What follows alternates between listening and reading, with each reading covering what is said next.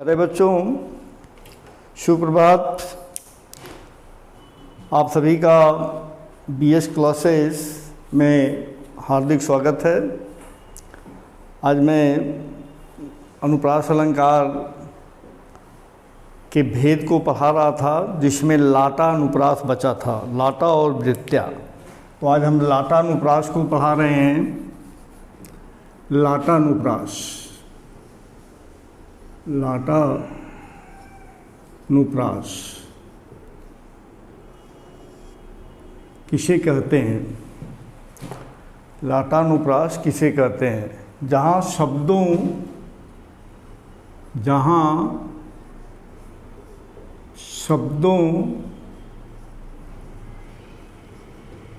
या चरणों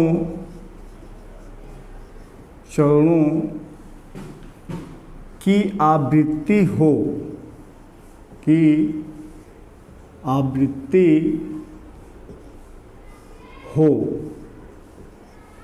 लेकिन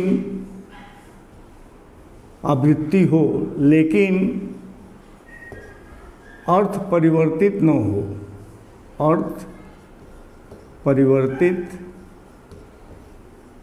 हो, परंतु अन्वय करने पर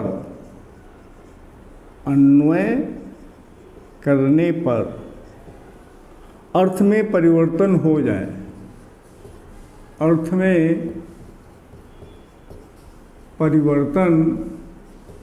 हो जाए, वहाँ लाटानुप्रास होता है।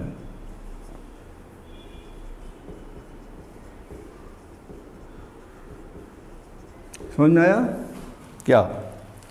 जहाँ शब्दों या चरणों, जो भी काव्य होते हैं वे चरणों में लिखे होते हैं, ठीक है। तो जहाँ शब्दों या चरणों की आवृत्ति हो, लेकिन अर्थ परिवर्तित न हो, सामान्य अर्थों में अर्थ परिवर्तित नहीं होता है, परंतु अन्वय करने पर अर्थ में परिवर्तन हो जाए। जब हम उसका अन्वय करते हैं तब उसमें अर्थ परिवर्तन होता है। तो अन्वय करने पर जब अर्थ परिवर्तन होता है तो वहाँ पर लाटानुप्रास होता है। जैसे एग्जाम्पल देते हैं हम, पराधीन जो जन नहीं,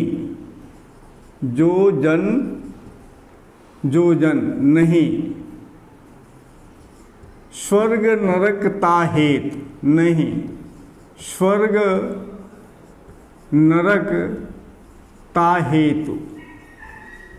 यहाँ देखिए आप, पराधीन जो जन नहीं, स्वर्ग नरक ताहेतु। जो व्यक्ति पराधीन है, तो पराधीन जो जन, ये रहा। फिर हम लिखते हैं पराधीन जो जन नहीं, स्वर्ग नरक ताहेतु। मतलब समझा? अब देखिए आप यहाँ पर कामा का बहुत महत्व होता है। एक पद को इधर उधर कर लेते हैं तो अर्थ बदल जाता है। पराधीन जो जन, जो व्यक्ति दूसरों के अधीन हैं, परवश हैं, अपने मन से कुछ नहीं कर सकते, ऐसे व्यक्तियों के लिए नर्क स्वर्ग का कोई मतलब नहीं होता। चाहे उन्हें स्वर्ग हो या नर्क हो, इसका कोई मतलब नहीं होता, क्योंकि वो पराधीन है, दूसरों के वश में है। तो उन्हें चाहे स्वर्ग मिले या नरक मिले, उन्हें तो दूसरे के वश में होने के कारण उन्हीं के अनुसार कार्य करना पड़ेगा। अब हम यहाँ पर कामा नहीं लगाते हैं। पराधीन जो जन नहीं, अब हम यहाँ पर कामा, देखिए यहाँ पर जन के पहले कामा था। अब दूसरे जो, जब हम यहाँ पर जिन शब्दों का या जिन चरणों की आवृत्ति हुआ है, उसमें ये कामा जो है नहीं के बाद आ गया। तो पराधीन जो जन नहीं, जो व्यक्ति दूसरों के वश में नहीं है, पराधीन नहीं है, स्वर्ग नरकता हेतु, उसके लिए स्वर्ग और नरक का कुछ महत्व होता है। बात क्लियर है? फिर से समझ लो आप। इस पद को आवृत्ति किया गया, पराधीन जो जन, इन्हीं का आवृत्ति है। तो पराधीन जो जन, जो व्यक्ति दूसरों के वश में है, पराधीन है, नरक स्वर्ग नरकता हेतु, उसके लिए स्वर्ग और नरक का कोई महत्व नहीं है। अब देखते हैं दूसरे पॉइंट को, पराधीन जो जन नहीं। अब जो ये कामा था, अर्धविराम था, ये नहीं के बाद हो गया तो अर्थ बदल गया। सामान्य रूप में अर्थ नहीं बदलता, लेकिन जब अन्वय करेंगे, पराधीन जो जन नहीं, जो व्यक्ति दूसरों के वश में नहीं है, पराधीन नहीं है, स्वर्ग नरकता हेतु, उसके लिए स्वर्ग नरक का महत्व होता है। एग्जाम्पल 1 था, समझ में आ गया। दूसरा एग्जाम्पल देते हैं, राम हृदय, राम हृदय जाके, जाके नाही। अब यहां देखिए आप, राम हृदय जाके नाही, विपत सुमंगल ताही, विपत्ति सुमंगल ताही।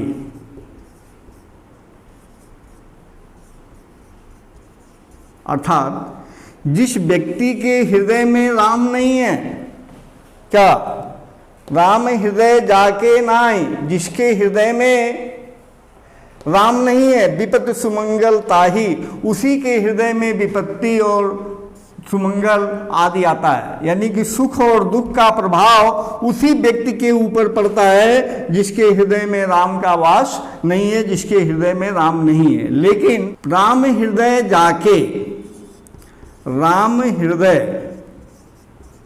जाके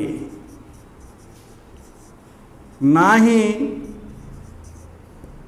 विपत्ति सुमंगल ताही। अब देखिए, यही जो नाही है, नाही को ही इधर उधर किया गया, तो राम हृदय जाके नाही, अर्थ बदला गया कि राम के हृदय में, राम जिसके हृदय में नहीं है, सुख और दुख का प्रभाव उसी के ऊपर पड़ता है। और राम हृदय जाके, जिसके हृदय में राम है, नाही विपत सुमंगलताई, तो उसके ऊपर विपत्ति और सुख और दुख का प्रभाव नहीं पड़ता है। तो देखिए, केवल यहाँ पर एक कामा, एक शब्द के बाद कामा लगा देने पर, एक शब्द के पहले कामा लगा देने पर कितना बड़ा अंतर होता। तो ये अन्वय किया गया। सामान्य अर्थ में इसका कोई अर्थ परिवर्तन नहीं हो रहा है, लेकिन जैसे ही अन्वय किया जा रहा है, अर्थ बदल जा रहा है। ठीक है। पिय निकट जाके, पिय निकट जाके नाही घाम चांदनी ताय।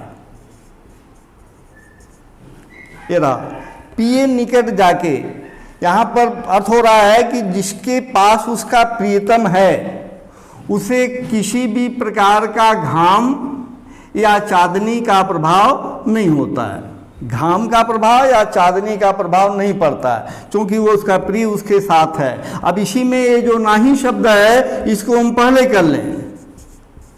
पिय निकट जाके नाही, यानी जिसका प्रीतम उसके निकट नहीं है, घाम चांदनी ताही, उसी के ऊपर घाम और चांदनी माने चांदनी रात का प्रभाव पड़ता है।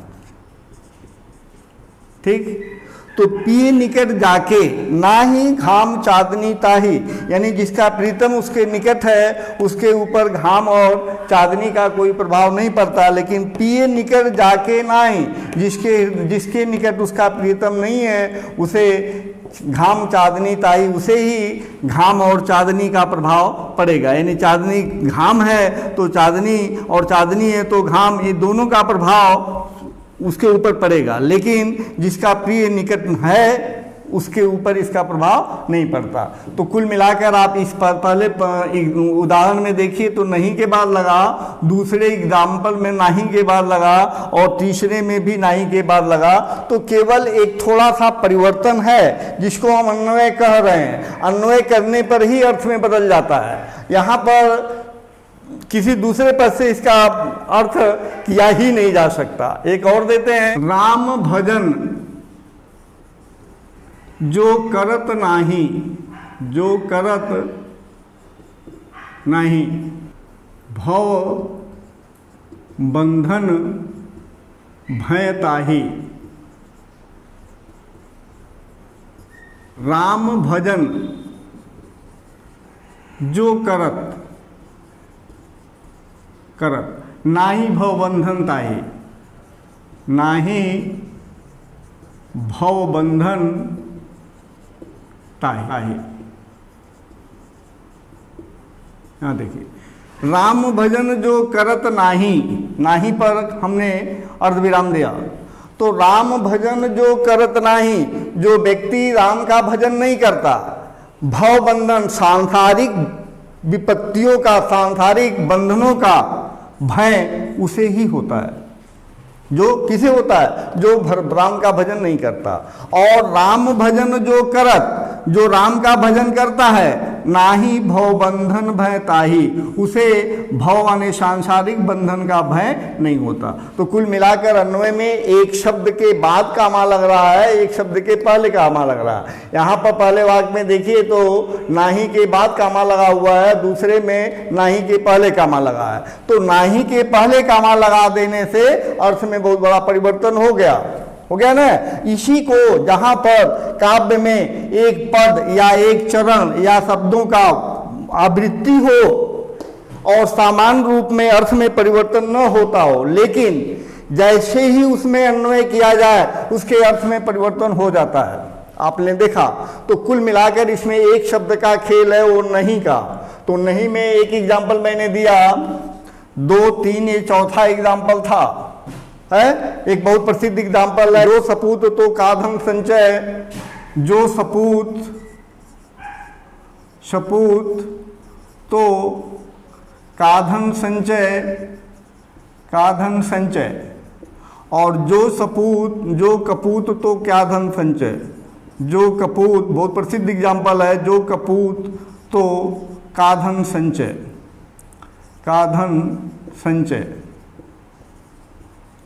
अगर पुत्र सुपुत्र है तो धन संचय करने का कोई अर्थ नहीं है, क्योंकि वह धन को संचय कर लेगा।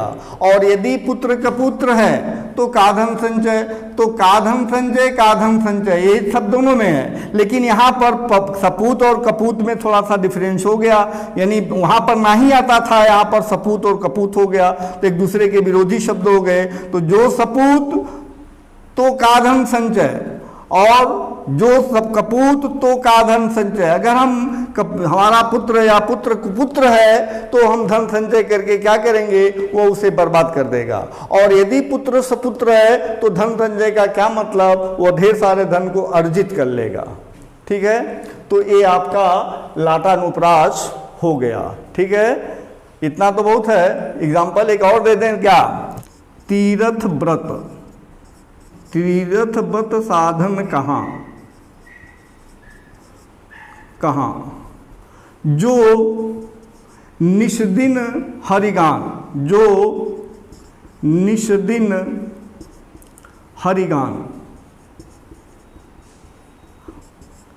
तीर्थ व्रत साधन कहा, बिन निष्दिन हरिगान।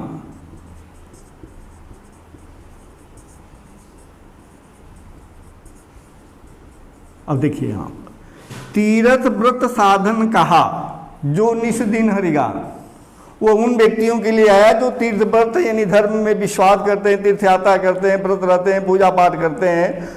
निष्दिन हरिगान, उनके लिए तीर्थ व्रत का कोई महत्व नहीं होता, क्योंकि वो लगातार रातों दिन भगवान का नाम लिया करते हैं, हरिगान किया करते हैं, ईश्वर का नाम लिया करते हैं। तो जो लगातार निष्दिन अपने हृदय में ईश्वर का गान करते हैं, उनके लिए तीर्थ व्रत का साधन करने से कोई अर्थ नहीं होता। और तीर्थ व्रत साधन कहाँ, बिन निष्दिन हरिगान। आप निरंतर तीर्थ यात्रा करते रहो, व्रत रहते रहो, पूजा पाठ करते रहो, लेकिन हरि का नाम नहीं लेते हो, बिन निष्दिन हरिगान, ईश्वर के नाम का गान नहीं करते हो, तो इससे कोई मतलब नहीं है। तो यहां पर बिन शब्द आकर पूरे अर्थ को बदल दिया। तीर्थ व्रत साधन कहा, जो निस्दिन हरिगान। तीर्थ व्रत साधन करने से क्या होता है? कुछ नहीं। यदि आप निस्दिन गार करते हैं, यानी जो निस्दिन ईश्वर का नाम भरता है, उसके लिए तीर्थ व्रत का कोई महत्व नहीं है। लेकिन तीर्थ व्रत साधन कहाँ? बिन निस्दिन हरिगान। अगर आप तीर्थ व्रत साधन करते हैं लेकिन हरि का नाम नहीं लेते हैं तो इसका कोई महत्व नहीं है। तो ये आपका लाटानुप्रास हुआ। अब इसमें एक और बत्ता है, उसके अगले वीडियो में देंगे। लाटानुप्रास में कोई परिवर्तन नहीं है, बस लाटानुप्रास में मेन पॉइंट ये होता है, ये कामा से जब अन्वय किया जाता है तो एक शब्द पहले हो जाता है, एक शब्द बाद में होता है। जैसे इसमें पहले था, इसमें बाद में हो गया। बस इतना करने से पूरा का पूरा अर्थ परिवर्तित हो जाता है। तो परिभाषा दिया गया कि कोई भी पद या शब्द की आवृत्ति होती है लेकिन उसके अर्थ में कोई परिवर्तन नहीं होता है, लेकिन जब अन्वय किया जाता है तो अर्थ परिवर्तित हो जाता है। तो अन्वय करने पर अर्थ परिवर्तित होता है, ये क्लियर है। तो आपका बस इतना ही, फिर अगले वीडियो में मिलते हैं। धन्यवाद।